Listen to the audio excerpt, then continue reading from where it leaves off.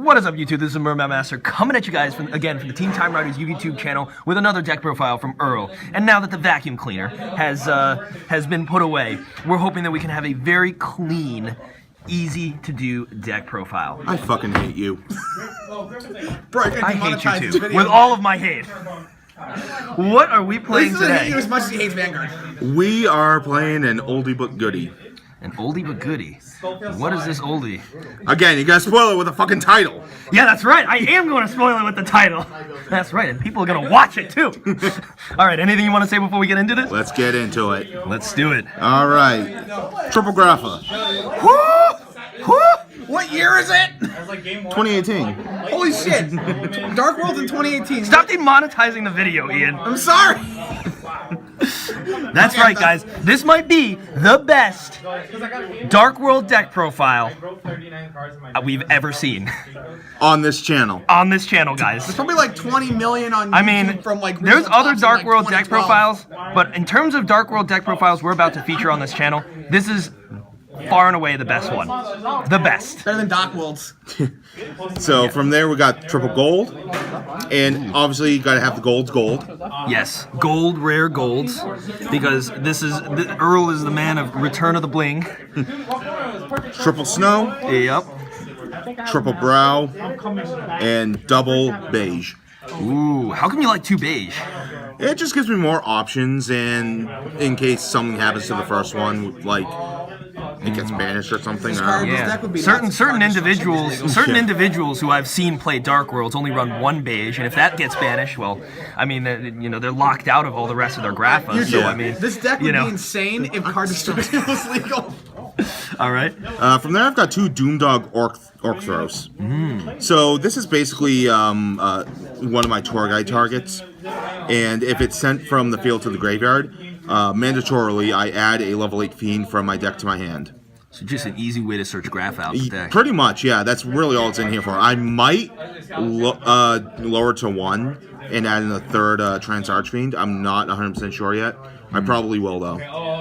But the main thing is Tour Guide and Orcthos go into a pretty sweet combo. Yeah, because you can just link them away. You don't even have to XYZ That's the sweet combo that I'm talking about. Going on to the spells, I've got triple Gates. Gotta have Gates. Yep, and triple Dealings. First edition as well. Are they all first edition? They are all first edition. Yes. Beautiful cards. Triple Dragged. And then triple Graceful Charity. Whew. All right, so guys, this is a card that was released, I think, like 6 years ago, right? Duelist Alliance. 3 years ago. Yeah. So explain to everyone out there what Duelist Alliance does and why it's so good.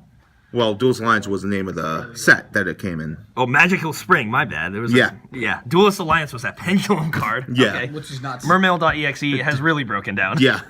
All right, so basically this thing counts the number of face-up spells and traps that the opponent has, and you draw that many. Then you discard equal to the number of face-up spells and traps that you have. So this always counts as 1.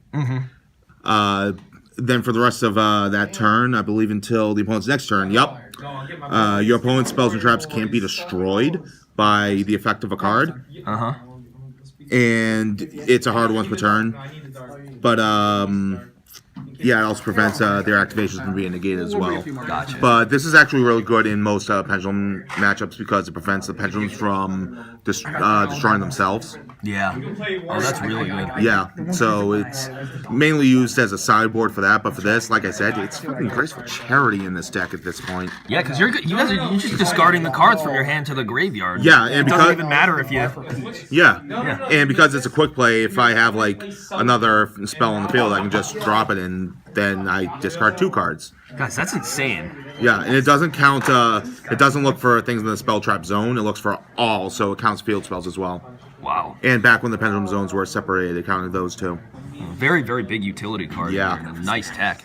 Yeah, and then I've got Reborn and Burial. And that's it for the spells. For traps, I've got 2 Dark Smogs. I want to get a second secret. I really need to track that down. Or I may just cut this to 1. But once per turn, you target a monster in your opponent's graveyard. You discard a Fiend from your hand to banish that target. And because the discard is a effect, you trigger your Dark World cards. Got it. From there, I've got 2 Call of the Archfiend. This is why I play triple gold, so that I have more targets than just Grapha for it. Because as a hard once per turn, you target a level 5 or higher fiend in your graveyard, and you discard a fiend to summon the targeted monster. So again, the discard is an effect, so it triggers the Dark World effects. And then I've got Eradicator and Devastation. The beautiful Legendary Collection Kaiba versions. Yep. And I've also got 1 warning. I'm probably going to take this out for Grave Grinning. Oh yeah, Grave Grinning is really good. Yeah, it's one of the things I want to try to squeeze in here into the main deck, as well as that new trap Mamamaki. Yeah, Mamamaki is insane. Yeah. I'm surprised that they printed it as a common. No, it wasn't even a short print in Japan. I think they made short print here because they gave us Monster Reborn as the prize card, as the promo card for the pre-release, and that was technically the short print spell. Yep. But I remember it was like 1 per box is what it was. Something like that, something crazy. Something like that, yeah. But I mean, I've already got like play sets of it from the pre-release and the 2 boxes I got this week and last week. Nice. Going on to the extra deck again, this is a work in progress. 2 Mexican Archfiend. Okay. So this takes any 2 fiends, so Tour Guide and Orcthros. And Orcthros will trigger when he's sent to the graveyard for a Link Summon. So I get Grapha from that. Yep. And then his effect is once per turn during the standby phase, I'm forced to pay 500 life points, or if I don't have 500 life points to pay, I kill him. But once per chain, if I pay life points outside of the damage step, I send a Fiend monster from the deck to the graveyard with attack or defense equal to what I paid. So this is really the only card in the deck that I have that pays life points. I need to fit in some more to make more use of that. And because I'm only paying 500, I'm only sending Trance Archfiend with it. Yeah. True, I do have Warning, but I don't have anything with 2,000 attack or defense in this deck.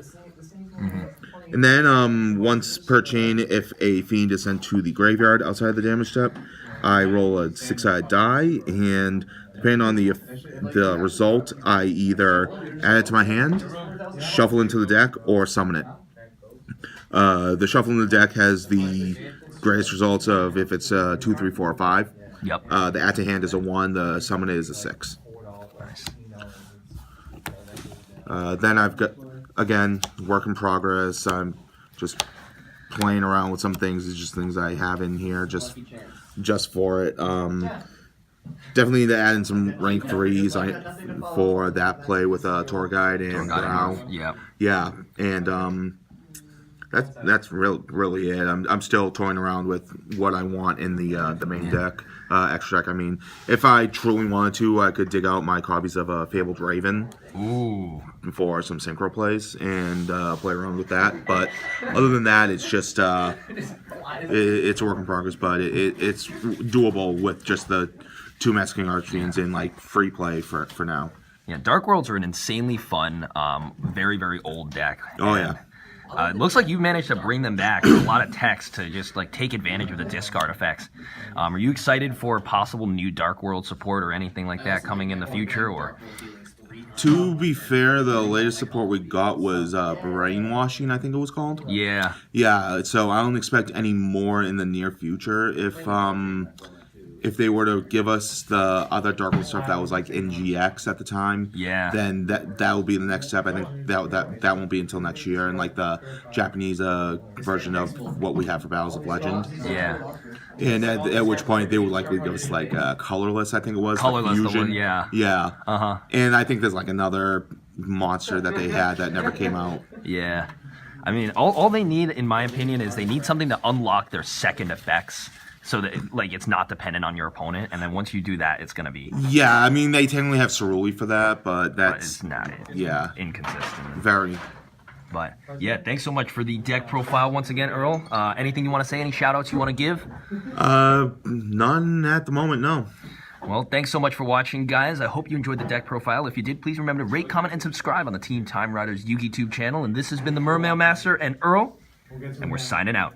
Catch you guys next time. Peace.